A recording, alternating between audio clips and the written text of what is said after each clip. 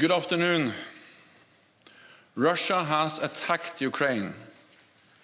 This is a brutal act of war.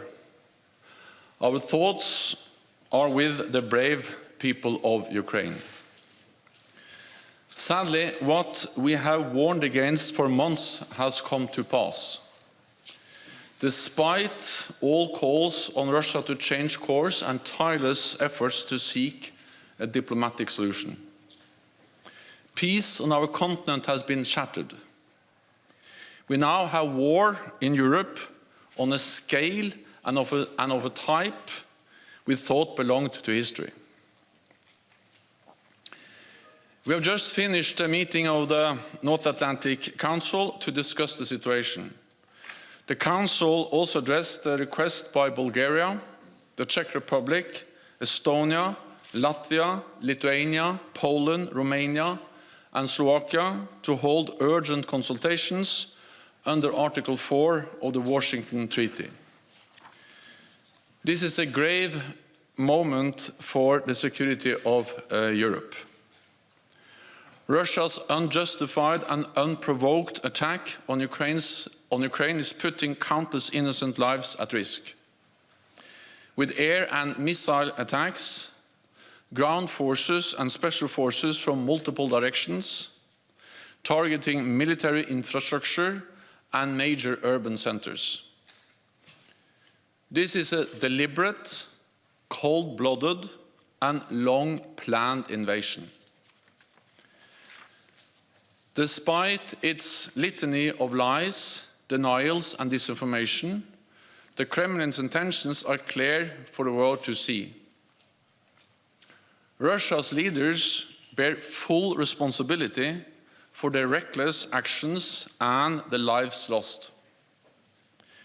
NATO allies condemn Russia's invasion of Ukraine in the strongest possible terms. It is a blatant violation of international law, an act of aggression against a sovereign, independent, and peaceful country, and a serious threat to Euro-Atlantic security. We call on Russia to immediately cease its military action, withdraw its forces from Ukraine, and choose diplomacy. We fully support Ukraine's sovereignty and territorial integrity, and Ukraine's right to self-defense. Russia is using force to try to rewrite history and deny Ukraine its free and independent path. NATO's core task is to protect and defend all allies. There must be no room for miscalculation or misunderstanding. An attack on one will be regarded as an attack on all. This is our collective security guarantee. Today, the North Atlantic Council decided to activate our defense plans at the request of our top military commander, General Todd Walters. This is a prudent and defensive step to protect and shield allied nations during this crisis. And it will enable us to deploy capabilities and forces, including the NATO response force, to where they are needed. In response to Russia's massive military buildup, we have already strengthened our collective defense, on land, at sea, and in the air.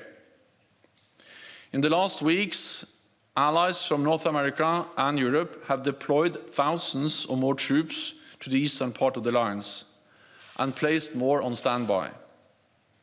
We have over 100 jets at high alert, protecting our airspace, and more than 120 allied ships at sea from the high north to the Mediterranean. All this shows that our collective defense commitment, Article 5, is ironclad. We will continue to do whatever is necessary to shield the alliance from aggression. I have called a virtual summit of NATO leaders tomorrow to address the way forward. Russia is now facing severe costs and consequences imposed by the whole international community. The Kremlin's aim is to re-establish its sphere of influence, rip up the global rules that have kept us all safe for decades, and subvert the values that we hold dear. This is the new normal for our security. Peace cannot be taken for granted. Freedom and democracy are contested by authoritarian regimes, and strategic competition is on the rise. We must respond with renewed resolve and even stronger unity. North America and Europe together in NATO. We are an alliance of 30 democracies standing as one. We will protect our people and our values. Democracy will always prevail over autocracy. Freedom will always prevail over oppression. And then I'm ready to take your questions.